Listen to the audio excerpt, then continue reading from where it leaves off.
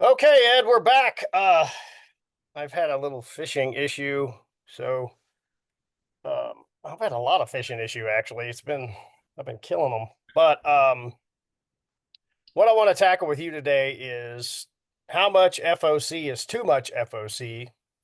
You and I were talking before we started recording that I keep getting this question, and it's an honest question. People don't understand the mathematical capabilities nor the limits of it's not a linear relationship. You just keep adding mass and FOC goes up and up and up and up and up, right? It's not, you can't go to 50% FOC. I've tried. 29 and a half on a compound is all I could ever get out of the stuff I've got, right? So I figured you and I would chat around that.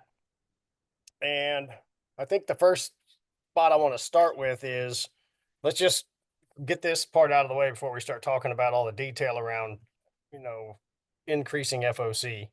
Where should people be with their FOC? Arrow mass aside, just we're going to stay on the FOC question. The the first increase in penetration that I could measure, that I could attribute solely to FOC. Okay. Everything about the arrow the same except FOC. Was at 19%. Okay. So at 19%, you start gaining, but it is not a linear gain. Every 1% additional you increase will have a greater percentage increase in penetration. And that's an increase over that previous increase you had. It's Right. taking it into account. So it goes up drastically. There was a big jump in penetration around 25 to 26%. I've seen that with 25%. It's like It, unstoppable. it is really amazing. And there is another big jump up around 30%. And that arrow is a unicorn, and we're going to cover that later on because getting to 30 is a pain in the ass. It's a lot easier now than it was when I did it. Yeah, yeah. Well, I think it's easier with a stick bow too because you can use lower spine shaft, but I'm getting ahead of myself. So I'm going to unpack something real quick there because there's way too much focus on FOC and it's act like it's outside of mass. So I'm going to say something. You correct me if I'm wrong. When you tested this, you had same mass arrows. We don't care what that is. Probably Yeah. was 650 grains, knowing you, but Well, nonetheless, it depended on the arrow bill, but they were right, mostly 650 and above. right. Adult arrows. Yes. And one was a really heavy shaft and FOC was 10%, and one was 15 and Right. one was I 20. would take shaft diameter outside would always be the same. So the Mm. external dimensions of the arrow, except for arrow length, which I Yeah. had to adjust sometime to tune the arrow. Yeah. But otherwise, same broadhead, everything the same. Now, sometimes the broadhead taper and the insert would be aluminum. Other times they would be steel. Yeah. But the external dimensions of the arrows exactly the same. Okay. So within the limits, if somebody was to replicate this, they would run into the same problem, which is if you tried to repeat this thing and say the mass that I've decided on is 600, okay, you're going to have to adjust components, possibly shorten or lengthen the arrow. You have to maintain arrow flight, Yes. and the shaft needs to be the same external dimensions and preferably, well, 100% it should be the same broadhead, or the outcome is gone, Yeah. Yeah. You got to have everything as identical as you can make it. which is a pain in the butt It because I've certainly tried it. is. And the hardest part is tuning every one of them. Yeah, So yeah, if you yeah. don't tune every one of them for perfect flight, you have an invalid test. Right, because that's a variable that just takes everything out of context. I mean, it's that would be an arrow flight test. I mean, logically speaking. So, you have some information from one of our great manufacturers out there that you pulled off the web, I assume, and I wanted to talk around that and why some of that data is probably heavily viewed and has some holes in it that conflict with actual testing on animals. Yeah, I'll kind of run through them here. There's only 5 or 6 of them. I don't remember exactly how many, but and I kind of boiled it down. If you want to read their whole spiel on it, you can go to Easton website. Most of this came off of Easton. As a matter of fact, I think all of it did. The first point that they made was that increased drag, excessively forward weighted distribution can increase overall drag. And then if you read through what they're talking about if you take the shaft you're already shooting and add some weight to it, you can increase the drag You because got to be, wait a second, you got to be kidding. no, that's the assumption they're making, that you're going to have shaft flex because you're adding extra weight on your arrow shaft. And they keep doing this over and over. The second one they had was that with too much weight pulling forward, the arrow might not recover from minor disturbances as efficiently. Of course, they might not, leading to significant trajectory deviations over longer distances. And again, they're making that same assumption. You've taken the shaft you're shooting and added too much weight to the front of it. So wait a second, I'm gonna have to agree a little bit there, because if you're shooting a 400 spine arrow and you're running a 100 grain point and a 380 grain arrow, and you put 400 grains up front, you're gonna get horrible arrow flight. It would be true if you do that. Yeah. If you are dumb enough Yeah. to not adjust the spine of your arrow, you don't bother to tune anything, yes, you're going to run into these issues. They keep so this comes back to Ed Ashby. That dumb. This comes back to Ed Ashby rule 2. Mm, First, it can't break, and second, it's got to fly straight. that's right. So they are correct. If you decide Yeah. to shoot an arrow that flies sideways, it's not going to fly great. Yeah. And they Okay. talk about the deviation over longer ranges, yet in their own thing, where they recommend, from 6 to 10%, I think it is, for target arrows, and I don't remember what the lower one was, 7, 8 to 15 for hunting arrows. Mhm. But FIDA uses 19, and they actually have it. Now, these are the target guys that shoot the longest distance. No kidding. And if they're using a higher FOC, why are they saying that it's going to cause greater deviations over distance? These I guys have not. with ultimate accuracy.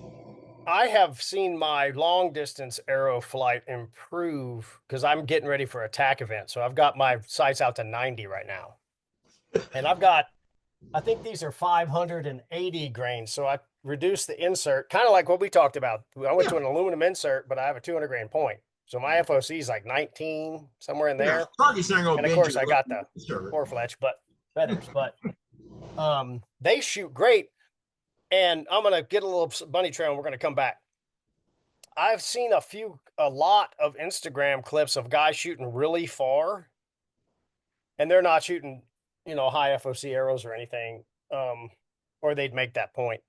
And they're destabilizing like 30 and 40. It looks pretty good, but 70, the arrow's going like this.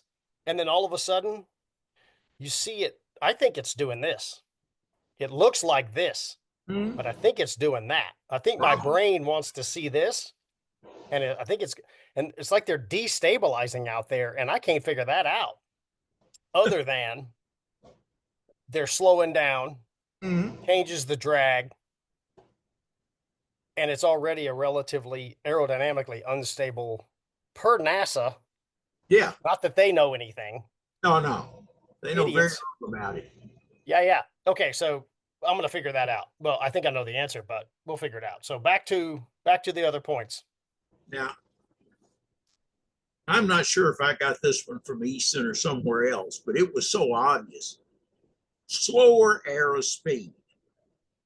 Now, I'm quoting what they had. Adding weight to the front of an arrow increases its overall mass. With the Yeah, same amount of energy from the bow, a heavier arrow will have a lower initial velocity. really. Duh. Yeah. Thank you. Ah, oh, and then they come to spine issues. Adding significant weight to the front of the arrow effectively makes the arrow act weaker. If Uh-huh. the FOC is too high, the arrow might not recover properly from Archer's paradox. So they're assuming again, you're not going to put a stiffer shaft on there. You're not going to tune your arrow. You're just a dummy. You're going to take your arrow and just add some more weight on the front of it. Hmm. And then, oh, the potential nosediving, the old boogeyman. Yeah, I've never seen that. In extreme cases, an arrow with excessively high FOC might What? exhibit a tendency to nosedive, especially if the fletching isn't adequate to stabilize the heavy front end.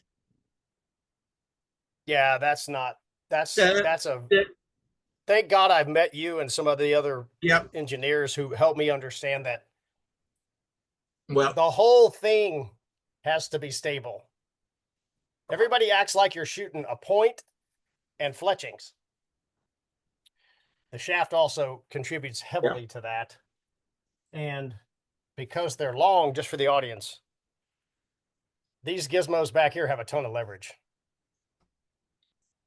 So the whole system has to be stable. All these FOC claims have been around for decades and they haven't changed. I mean, verbatim, they haven't added anything, taken anything away. Goes all the way back to when we only had wood and fiberglass and aluminum. And they're still saying the same thing. Now, in all of that time, at least 5 decades, I have yet to see any data from any test they have done to support any of their claims. They make very ambiguous claims and a lot of assumptions, Yeah. which covers them for it. But no testing of what high FOC does whatsoever. And as people read this kind of stuff, in the back of their mind, they should have the idea that here's somebody saying, I'm from the industry and I'm here to sell you a product, not to help you. Yeah. They need to keep that in mind. Well, it's one of the reasons why I built the test kits is so people could actually have two spawns of arrows and play with them. Yeah. Like that came all out of when before I started the channel, when I was reading I had a printout of this of kind of how to bear shaft tune, and that I was shooting a stick and I was shooting a longbow, and I tried to do it with my compound, and I made the mistake to their point. So I'm going to give them this. If you are currently running a 340 spine arrow out of a 70-pound bow with 420 grains, which is super common, like that's the shop super special. Fine. If you put 300 grains up, 200 grains up front, it's going to fly a little crazy. You have to spine up. I've been preaching that. You have the whole time. You have to change the whole system to make it fly. So, to their point, I absolutely they are correct. Nosedive, I don't know about, but Yeah. they will fly crazy if you overload the front, and that's why you get a bear shaft and you get a couple of spines, and you find out what the bow wants to eat. It's absolutely a hand load. That's what you're doing. You're hand loading your bow. Yeah. They've got a lot of things in there, where they talk about nose diving. All they're talking about is it has a more arched trajectory. It I will think they think it's going to go fly like that, down Ed. sooner. You know, uh, as a heavy error because Yeah. they're comparing it to a lighter point on the same shaft. Yeah. And it looks like from the testing that I did, of course, I didn't have a shooting machine to work with. Yeah. When I was using identical profile arrows with different FOC, a normal versus an extreme FOC, out to 40 meters, it appears the high FOC error. Now, these are arrows the same weight. Mm-hmm. The high FOC error is actually shooting flatter. And I think it's because it comes out of paradox quicker, conserves more of the arrow force that it got from the bow, Mm. puts that into a flatter trajectory. But you've One got to compare arrows of the same weight. Yeah, yeah, and that's hard to do. It's hard to tune a 10 percenter at 600 whatever, 500, 400 grains, doesn't matter. Now, It's hard to get a 10 percenter and a 15 percenter and get them to fly. It takes a lot of work. Nobody really it wants to do does. that. That's why they didn't do it. Not that they don't have the money to do it, because you don't want to disprove your marketing strategy. God dang, that would be terrible. Well, Ruin your speed. whole life. That's But all we talk about is speed, speed, speed. well, that's fine. We're not going to ever beat that. I just want the rational people out there to think something differently and keep their minds open. You can do whatever you want. Shoot the flapper going 300 feet per second. I'm not going to tell you not to. I'm just going to say, it's an alternative train of thought. Something you might learn something along the way. Yeah. Um, One thing that is interesting on my bow. So I've got my tack arrow. I think I showed that already. It's 587 grains or something like that. I'm running probably right around 17 to 19% FOC, a 200 grain point, 50 grain aluminum insert on a 250 spine and feathers on the back.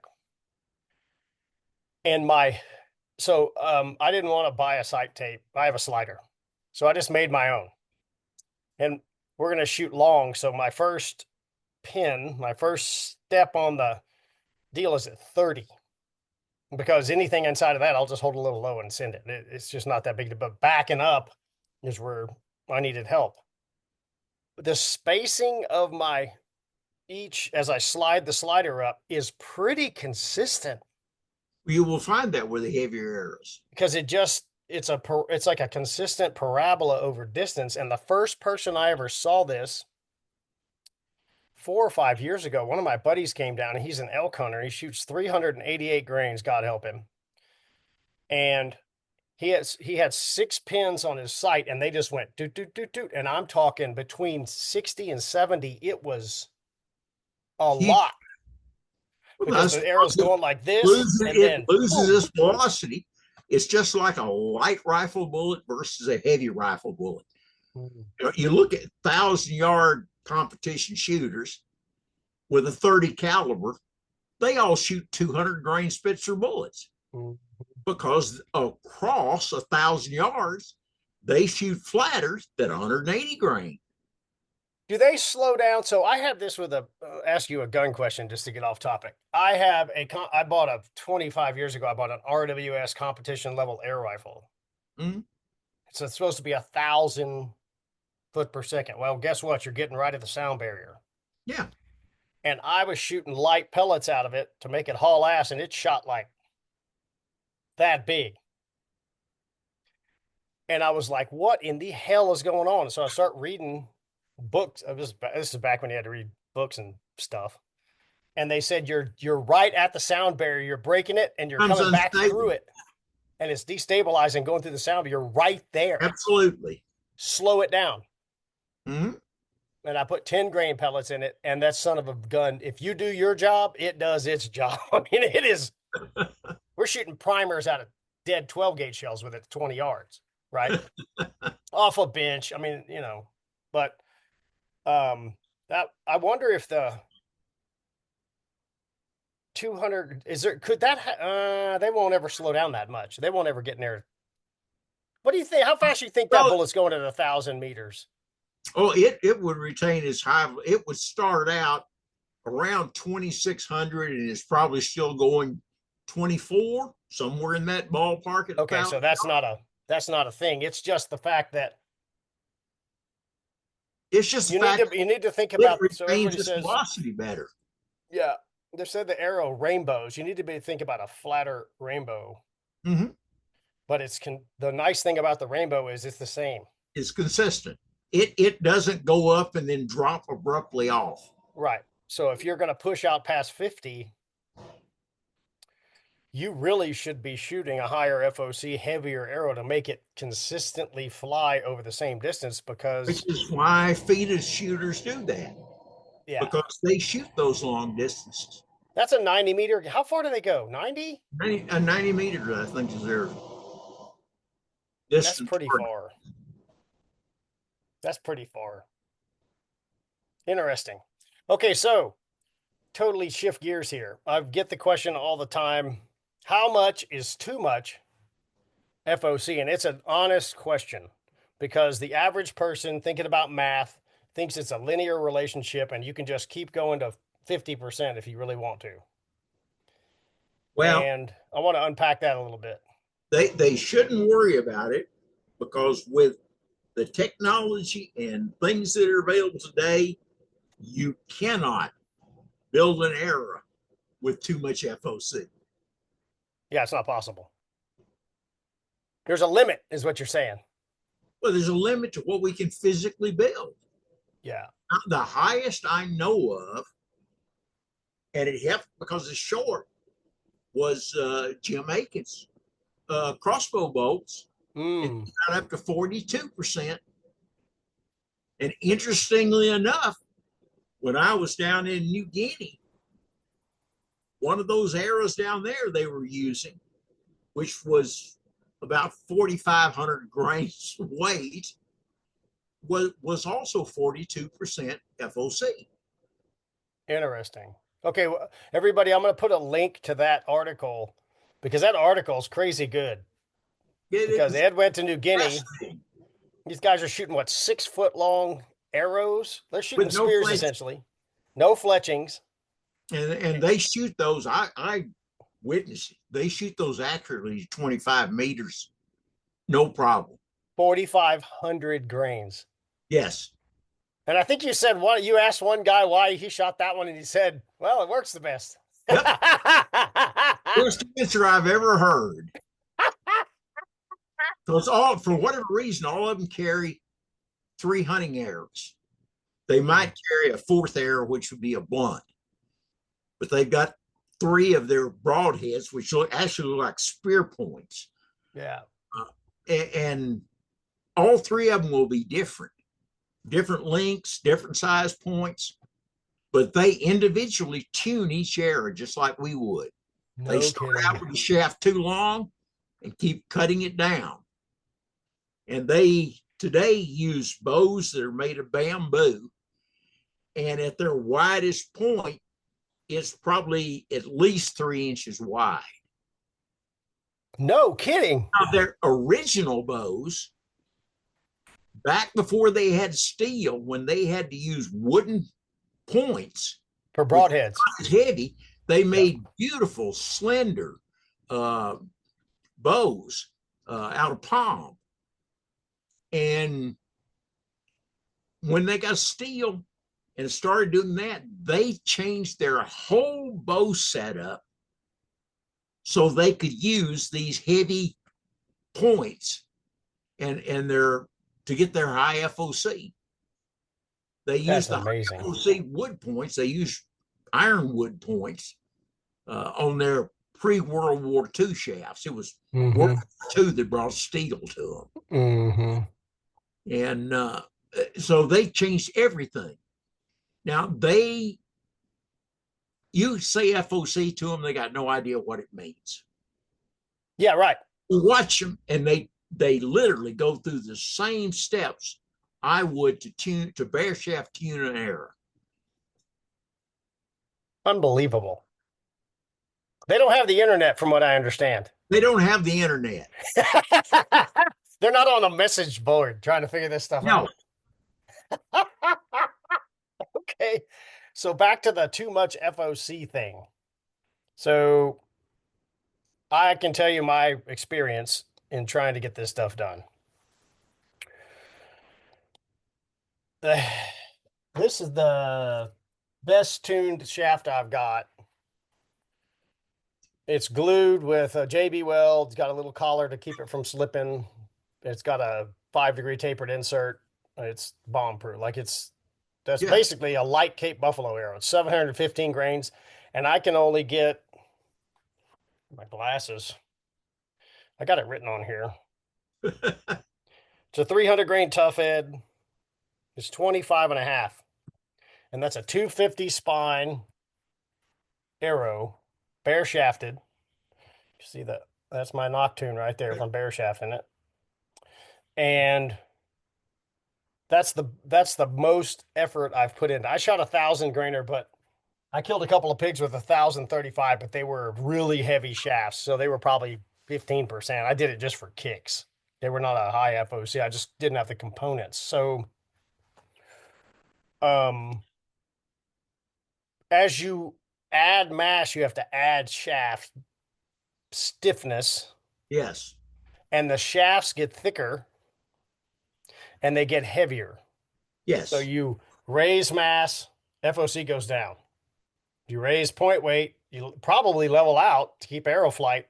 And to start going this way, you either got to shorten arrow a little bit. You really got to super tinker to get to 25 with a compound is tough. Yeah. A compound or any center shot bow Mm-hmm. actually works against you when you're trying to get high FOC. Hmm. Uh, Now, on my longbows, on most of them, I didn't even have an arrow shaft, a shelf. I Mm. just put a peg rest on the side, and that let me go down one or two spine weights, depending on how much point weight I was shooting, over what I would shoot if it had an arrow shaft, not being center cut, center shot, but just having a little arrow shaft built in. So that little bit So extra quarter of an inch or so out there let me use lighter shafts and get lighter higher, spine, lighter stiffness. lighter stiffness. Yes. Yeah, lighter spine. So the bending around the bow Yes. still gave you a stable arrow that went down the shot line that you were looking, but it allowed you to. Oh, I see. So when you're driving it right down the middle, if You you need had a soft arrow, it would stiffness there. go crazy. Yep. I mean, obviously we see that if So somebody it's shoots a full. much harder to get high FOC, extreme, ultra extreme. That How 30, about how about with a so you're saying with a recurve with a shelf, that's the same problem. same problem. Some recurves are center cut, some aren't center shots. So Mm-hmm. they would have a little bit of benefit there. Now it is possible because Rob Nielsen is using a compound, and he has managed to get up to around 31%. Correct, but he's shooting 150 spine. I've played with those arrows. We shot Yes, those at yes. the metal deer. So he had to really stiffen up. You're talking about an arrow that's 12 or 13 grains per inch. He had to load a lot of weight on the front, and you end up with 1,000 grain arrow Correct. to be Yeah, able to yeah. do that. But he was hippo. He's talking about hippos and Cape Buffalo and nasties. Like that's what it's Hippo, there for. elephant, Cape Buffalo. Because I know his regular hunting's with like 680 or something like that. But so Yeah, he's got multiple shafts at tune. but And I, he's got his light for everything below buffalo.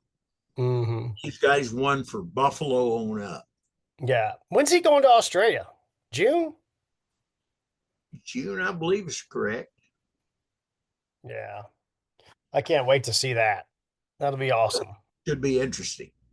I got to tell you, Chris Melton, whom you know very well, shot Mm-hmm. that water buffalo with me about a month and a half ago, I guess. Um, we did not have time. The outfitter was, they were nice people. They just weren't playing along with. So I just had to back off of the, oh God, it would have been a great test animal because they didn't need the rib cage. But the rib size and the spacing, they were touching. Yeah. And And if that was he, just a regular water buffalo. I mean, it wasn't like a cape or, well, I guess that. So In the buffalo species, is that common? Because I could not believe how close All they were buffalo together. have that. Their ribs are almost at an overlap point. As They a matter of looked fact, like if they you were look at the slotted rib, inside of each other. if you look at the rib, there's actually a groove where the front rib rides over the rib behind it when they move their body even slightly. No kidding. So That if was shocking. his That body was is turned, shocking. it is a solid wall, Yeah. bone. Yeah. Yeah. His first shot was about 5 or 6 inches. Hey, by the way, there's a special deal if you really like coffee, and I'm a coffee guy. Hunter's Blend Coffee is donating 10% of your purchase for Hunter's Blend Coffee to the Ashby Bowhunting Foundation. You can use code RF or code ABF. I don't get a nickel. Just use the codes. All the money goes to the foundation to support the research that we have planned. And of course, Dr. Ed's always dreaming up crazy ideas for us to do more work. So, helps to have maybe some gas money and stuff like that, buy broadheads, spend time doing it, video and all that stuff. So go to Hunter's Blend Coffee, use code ABF or RF. 10% of your purchase will go to the Ashby Bowhunting Foundation. I do not get a nickel, but we appreciate your business and supporting the foundation. 6 inches behind the crease and a little high, but it was a high lung shot. It ran off in some brush, and then he hit it like nasty in the low and smoked him. And when they were cleaning it, because it was hot, so they were trying to get the meat off the damn thing so it wouldn't get wasted. And I was absolutely blown away because you look at it like an elk or a deer or whatever elk. The elk I've been around, the spacing's pretty normal. There's some space in there, right? You know, but literally it was a wall of ribs with no space in between. It was incredible. I want to talk about something that's going to stop an arrow. I mean, good Lord. And big. I think you got 800 pounds of meat off that thing. It was gigantic. I have in the testing, I've probably have about 3,000 shots onto buffalo. I've never had one that didn't hit a rib. You've never had one hit perfectly vertical and just whistle magically through. No kidding. That's how Wow. tight they are. I wonder why they're that way. Because Because they fight with each other. so they just got an armor plate. They're It an is armadillo. a protection mechanism to keep them from being killed by the other buffalo when they fight. It's a brick wall they've Yeah. adapted. That's been one of the things that was once I stood back and said, "What's up with the pigs? Like, why are arrows not working? Go back to respiratory therapy school. Go back to my cadaver." And I mean, if you lay ribs out in front of you, measure the meat. Mm-hmm. It isn't much wider than your index finger. Yep. The odds, mathematical odds are you're going to hit a rib. I It have is this. possible to go between the ribs, I'm going to but do a the video odds on are this. This is my new rib cage. I'm going to do a video on this. oh, it's wonderful when you angle it. Right. So here's your broadside shot. What is that? I mean, Yeah, it's like the that's door what, closes, 30, right? 35 degrees. You get an almost solid wall. Like that's the shot you want on everything, a quarter and away shot. Mm-hmm.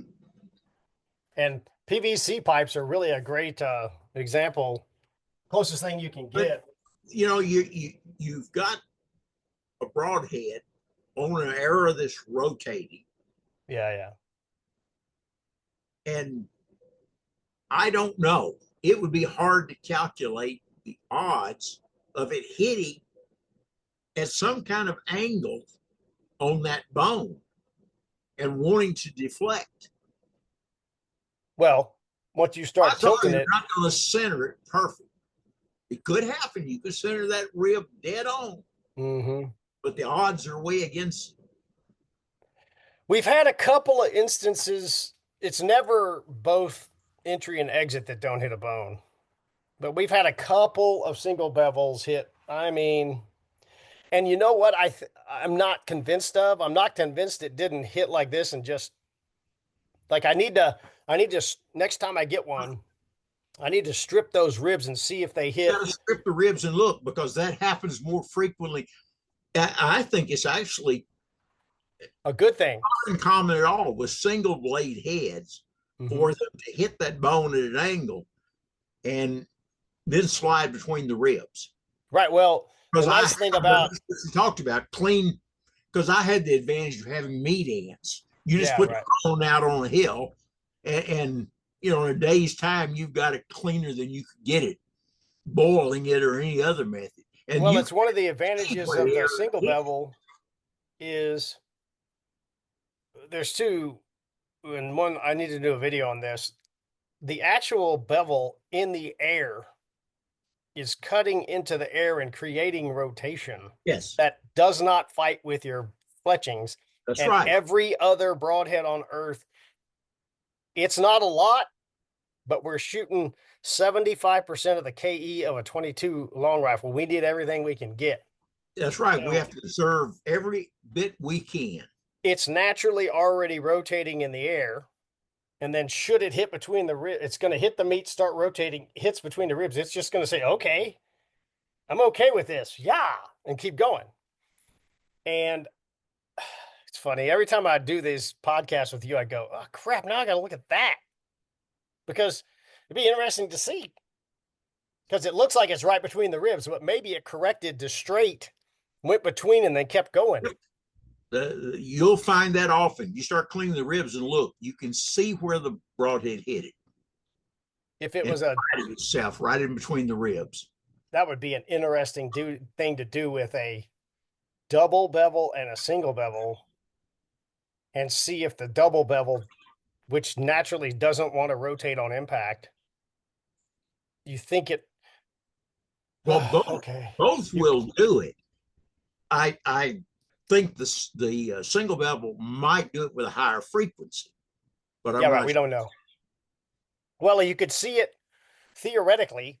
You'd have to really look, but in an ideal anatomical evaluation, if you got a double bevel broadhead to hit about like that, if you looked at the lung, you should be able to see if it hit at the same angle or it hit the ribs like this and then went doop and it was vertical. It should Yeah, happen that quickly, theoretically. well, because through tissue, through soft tissues, a double bevel head cuts a straight path, Yeah, no right, rotation whatsoever. So right. if you had an entrance at an angle and internally it's vertical, That something means, has deviated that. mm-hmm. Most likely, well, almost guaranteed it'd have to be hitting a bone. The Yeah, soft tissue no. is not going to deviate it. God, I never thought to even look at that. And then there's the possibility that with the single bevel, it kicks it off. Like it's wanting to rotate and then it goes doink and starts really Yeah. spinning. That's a possibility. It's all theory. I mean, like I said, every time we have with these discussions, I go, great. Now I need to look at that because I'm a curious idiot You'll who never thinks run this out of stuff's new important. questions. No, I was on a podcast the other day. They're like, "What are you working on?" I said, "Dude, I have literally a little notebook of I have like 8 pages of stuff. I need to do that. I need to do that. Do that. There's no end to content on this because there's so many things we don't know and so many theoretical things, and there's only one way to find out. I've got some guys coming down in March or first week of May. We're gonna shoot 1,000. We're gonna stretch my range off the ranch to 1,000 with some rifles, and I'm gonna have them gun kill me some feral hogs and shoot them in the head so I can play with some of this stuff um, Headshots while are we're all. down there. Yeah, it's gonna be gross, but that's the best one. Is the one that doesn't have a hole in it.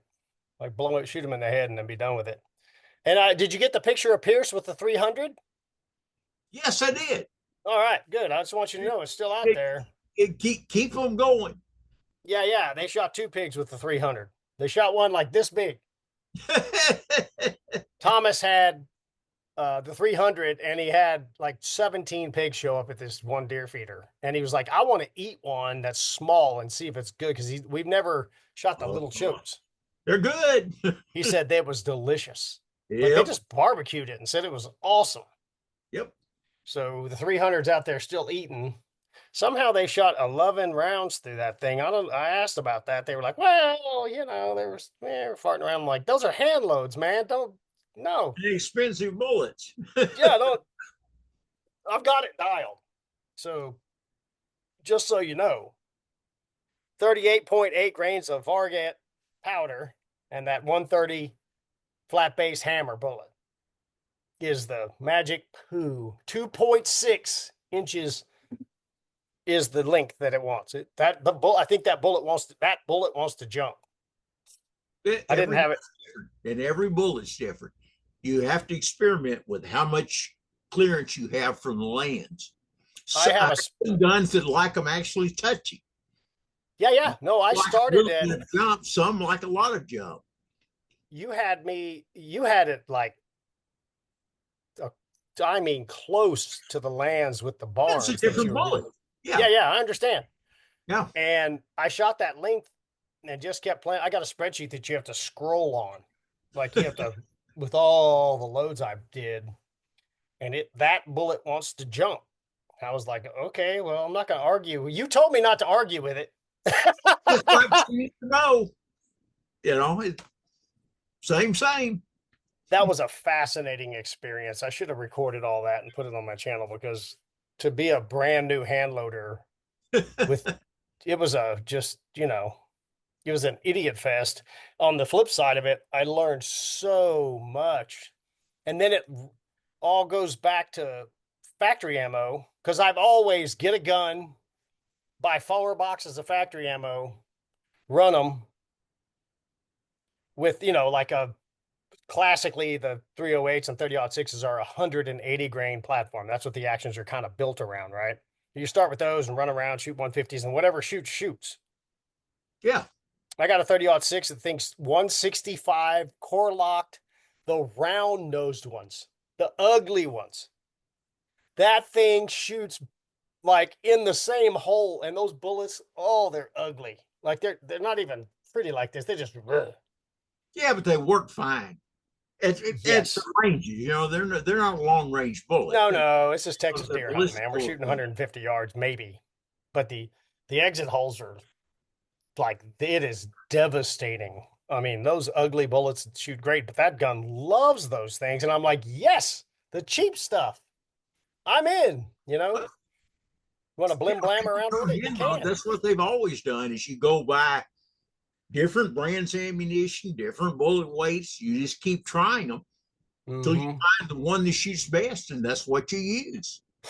Well, it's one thing that I have witnessed, because we shoot our historically Julie's family, and I've always shot a lot, but her family are just shooters. There are really not a lot of hunters in her family, but they like to shoot. And so I get around all skill levels and mostly low skill levels, like not a lot of knowledge. Like they're safe and stuff, but they don't understand guns and Yeah. how they work. So they'll be blim blamming off the porch and say, this gun doesn't shoot straight. And I had the other day, I had one of my nephews was out there shooting a 270, and he had some box with 100 grain bullets, Mm-hmm. and it was shooting like that. And he was trying to hold steadier. I said, son, that's a 130 grain bullet platform. That's what that action's built around. Yep. It's the ammo, dude. Yep. You'll never shoot it straight. And I kind of wanted to make that point, because we've talked a lot today about spining up, arrow flight, and all that stuff. And there's a lot of gizmos and tricks and theoretical releases and surprise releases and all this crap. And I'm telling you, man, ladies, audience, if your arrows are not tuned and the whole set is not tuned, you can't outshoot the 100 grain bullet in the 270 out of my nephew's gun. You can't get steady enough. It won't shoot the bullet. You can shoot it, and it will go bang and fly out the front. Yeah. Where it hits, eh, when you're shooting a group like that, and that's the same thing with bows. The more and more and more I do this, like this whole set, I bear shafted every one of these things and Yeah. noctuned them. I mean, they're all got the mark on them right there. They're black, but you can't see them. But But if you're going all, to have the performance that you really want to get, in yep. order to get the terminal performance out of your air, you're going to have to invest that time to do it. And that's No 420 shortcut. grains or 5,000 grains. It It doesn't doesn't matter. matter. It doesn't matter. It doesn't matter. It doesn't matter. You can't outshoot bad ammunition. And that's just a tough deal. So, all right, we've been all over the place as usual, but hopefully we resolved the too much FOC, which is Now, basically just impossible. to make it clear to everybody, question: can you have too much FOC in your air? No, not with what's available to build it today. You Yeah. cannot. I don't And know that there's a the too higher much you FOC get it, the better even. your penetration is going to be. Yeah, right. And But lightweight error. you're gonna hit a point around 20% where you're gonna start having to really start tinkering. I promise you, especially with a compound. The It higher once you you get, get, the more tinkering it takes. yeah, and stiffer shafts, and then like I said earlier, your FOs, let's say you're at 20%, but it doesn't fly real good. You go to the next stiffness here, your shaft mass goes up, your FOC goes down. Yep. Then you add mass, and all of a sudden you're back where you were at 20%, and you You've want to got to go get a up. balanced system. Yeah, everything's got a but. We started with that, and I'm going to reiterate this. You just said it, but I'm going to say it again. The more FOC with perfect aeroflight you can get, the better your penetration will be. And inevitably, your shaft's going to get, your whole system's going to get heavier. Yeah, and people need to understand the higher your FOC, the more stable your arrows fly. Yeah, That's what FOC is all about. right. And this point is not discussed enough. At impact, that stability carries through, and the arrow wants to stay But on the that's shot why line. they penetrate better. Yeah. That equal dimension error that's the same weight but normal FOC. And I'm not talking a little bit. Yeah. When you get up into the higher amounts of FOC, you're looking at much as a 60% increase in penetration between those two matched errors. What's Same the higher levels? dimension, 25. different FOC. Where's the 60% though? Let's make that clear. Is that 25% or is that 19? No, that's up in that 25, 26% where it starts really jumping. Right. Okay. No, And I've seen I, that. I never got enough data above 30% to say how much, but it was a lot more than it Mm. was at 26. So 19 is the minimum. That's where you first saw, holy smokes, what happened? Yeah. Right. The jump, there is a definite measurable jump in average penetration, mean, median, mode. All of them show that jump. And So just so the it's audience, a if you're definite jump. listening, It's not a fluke, yeah, a statistical error. to get to 19, my standard hunting arrow with the 200 grain broadhead and a 100 grain insert and a 250, which that's what flies. 300 will not fly broadheads accurately, but it will bear shaft, but it will not fly broadheads accurately fletched. Mm. They shoot kind of weird, like they go boom, boom, boom, boom. And one just decides to have a mind of its own. That's a spine stiffness issue. 19% FOC for me is right around 600 and ish. Yeah. 600, 615. My standard arrows are right at 635 because that's what they fly. Yeah. And then I've got the big wampum arrows back here that are 100 grains heavier. So just for frame of reference, because I had to increase spine to keep the arrows flying, I had to go up in grains per inch, keep adding point weight, and right around 19%, 20% is a 620 grain arrow for me. I'm 65 pounds at 28 inches, 28 and a half. So I'm not outrageous poundage. I'm not super Yeah. draw length, right? I'm pretty 6 feet tall. So captain average, 190 pounds of steel and sex appeal. So just for a frame of reference there, if you want to get there, that's what it's going to take. Yeah. You're not going to get there on a light arrow. With flight, Yeah. you can get a 350 spine Oh, arrow, put 300 grains up front and shoot it yeah. sideways, and you'll be there at It's 19%. going to wobble all over the place. Right. And one more point of clarification, because I've done this a lot. I got the brilliant idea. I just mentioned it a little bit. I'm going to unpack this a little bit. I got the brilliant idea to raise my FOC by lowering the spine and the arrow shaft, and I could bear shaft them with field points. I had 6 of them that bear shafted bullet hole 300 spine, 65, 28 and a half with a 200 grain point, 100 grain insert. I said, hooray me, 2% FOC. That's going to make a big difference because that's what the testing shows. I go home, I put feathers on them, go back out. I put broadheads on, and they just shot weird.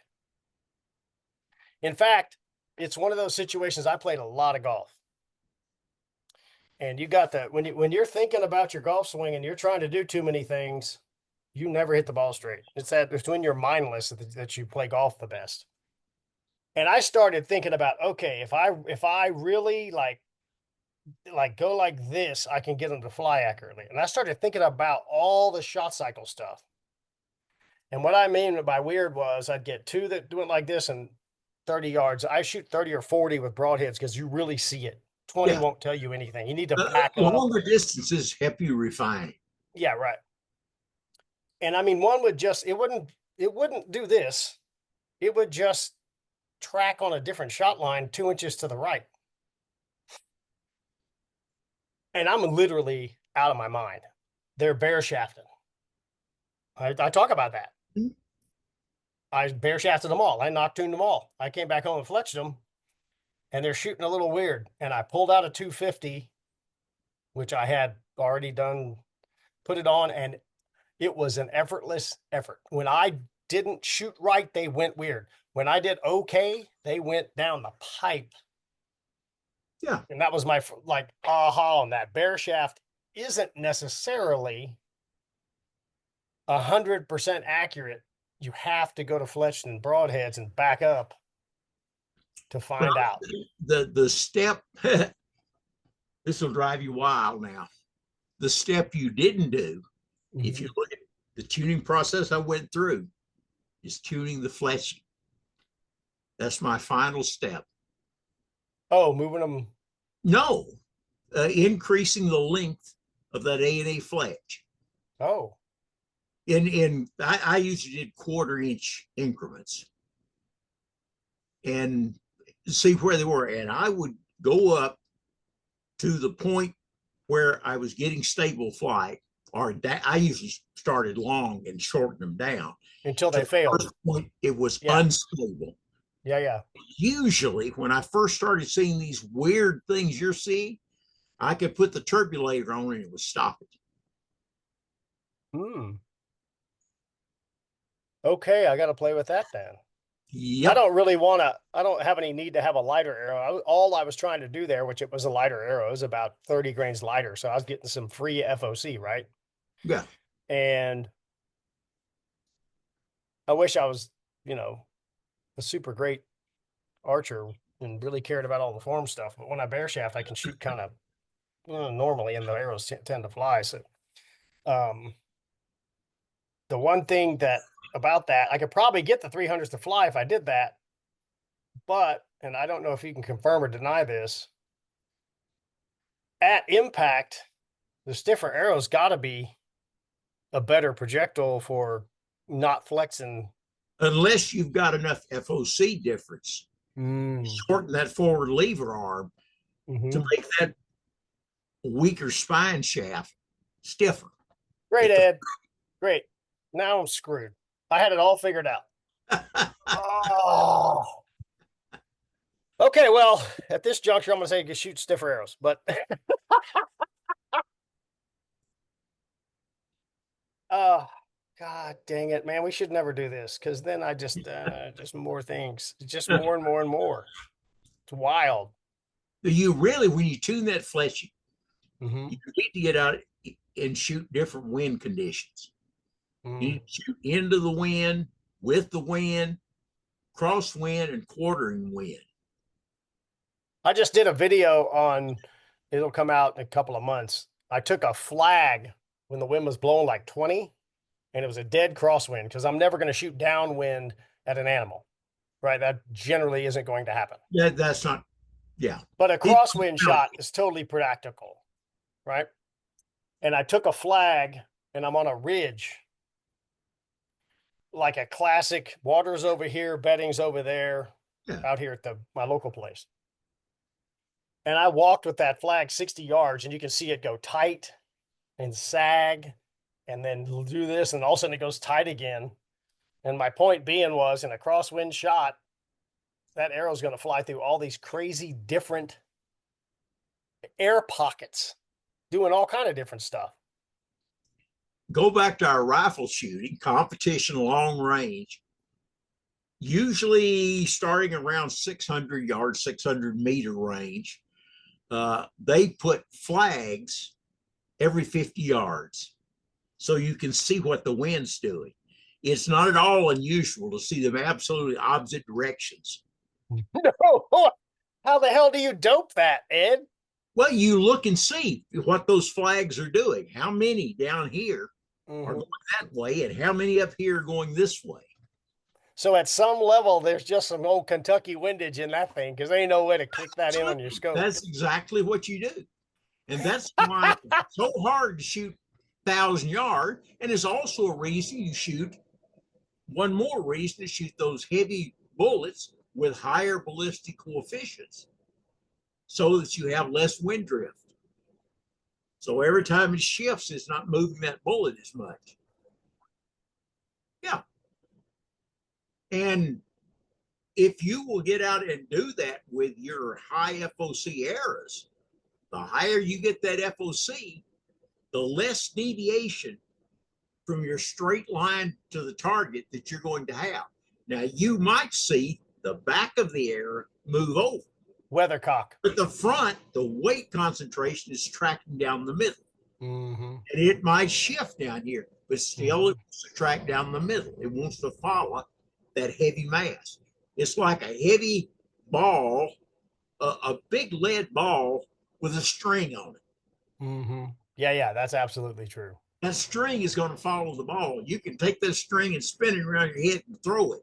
And when you throw it, that string is going to straighten out behind that ball. So I want to clarify something that Ed said there. As any arrow moves downrange, something's going to occur that we would call destabilization. There's Yes. no way the arrows all fly perfectly in line, and you kind of have to Unless you're pick. shooting indoors. Yeah, right. Outside, right? Side. So when you shoot a lower FOC arrow, it is very much like a weather vane, Yes. and it's going to do this. It's going to pivot around its axis of where the weight is. Right. And if the weight is in the middle of the arrow or very close to the middle, it's just going to pivot like that, the whole arrow. Right. As the So wind, that's the trade-off with the lighter stuff. that's straight off with the lighter stuff. The trade-off with, and so that means it's not going to hit perfectly square. No. The trade-off with high FOC, which I can see when I'm shooting in high winds, is they'll weathercock. The Yep. point stays on the shot line, and they tend to stay in the same position and fly a little bit sideways. And everybody says, "Well, my light arrow doesn't do that." You need to slow the video down Yeah. because the only reason you can They see do the it in high-speed weathercocking, video, they'd see what's happening. the only reason you see the weathercocking is it's completely consistent. It just goes stoop, boom. And you can read about that. Where I would suggest you go to model rocket websites. Those guys are trying to shoot high, and they know about the weathercocking thing. Oh, absolutely. And it's fascinating. And by the way, one of the things that was pointed out to me by somebody about the this is hilarious. So they have like a national rocketry convention, like thousands of people show up to shoot rockets, grown ass men. Yeah. There's MIT PhDs, guys from NASA. There's people with double doctorates in aerodynamics at the rocket convention. Yeah. In archery, the best guys we have can shoot a target at 20 yards and hit the X every time. And guys who can really blow a turkey call, great. We don't have any PhD, double MIT, freaking aerodynamics guys. Seriously, think about that. Mm-hmm. You're the closest thing to it because of all the stuff you've written about. Honestly, I don't know anyone in the archery business who has a aerodynamics engineering background and is considered a bow hunting arrow flight person and well known, right? There's most of the engineers, one of the engineer friends I had said, the engineers who are really outgoing are the ones that look up from their shoes when they introduce themselves. The other ones look at their feet. And they kind of don't want to be known. I don't blame them because you'll just get a bunch of crap for being right. But that fascinates me, that in the bow hunting world, we don't have anyone who really understands flying things. I don't care what it is, and is an expert or whatever with the background. Seriously. You certainly have them in the rifle shooting community. Of course. But of course. You're right. We don't have people like that. I don't know why not. It's a completely offhand sport. I mean, the long range guys are shooting off a bench most of the time. I'm not shooting 1,000 offhand. That would be tough. I assume some people do it, but most of that's bench rest work. But most of it's prone shooting, 1,000 yard. Understood, but they're on a rest. We're shooting an offhand thing. Your respiratory rate's up. You might pee down your leg a little bit when the big buck walks out. So your brain is freaking out. You're offhand and shooting a relatively inefficient penetrator. And we don't have anybody in the aerodynamics world who wants to play with the archery people. And I don't think it's because they get hate mail. Because I promise you, in the rifle world, anybody claims anything and they're an aerodynamics thing, a bunch of rednecks are going to say, "You're an idiot." You know, it's a free-for-all out there in the world of Zulu. All right, I've got to go. You're not supposed to say this stuff, Ed, on videos. You're not supposed to say what day it is, but it's Easter Sunday. I have 60 people showing up. Oh! But not till 2. And we've done it a lot, so there's no... it's not a lot of stress. I got a brisket on, we're having a taco bar for Easter. That's what I was told by the luxurious and wonderful Mrs. Fowler. And after 32 years of being married to that woman, I just started listening, and man, it made things a lot easier. When I realized I wasn't smart. You've met her. She's got her own damn personality. I love that about her. You never know what the hell she's going to say. So you have a great Easter, and thank you for getting on with me. I'll put this up here pretty soon, and I'll talk to you soon, bud. Okay. Have a great Easter. Enjoy your party. I wish I was there to enjoy it with you. I wish you were. Have a great day. Okay, you too.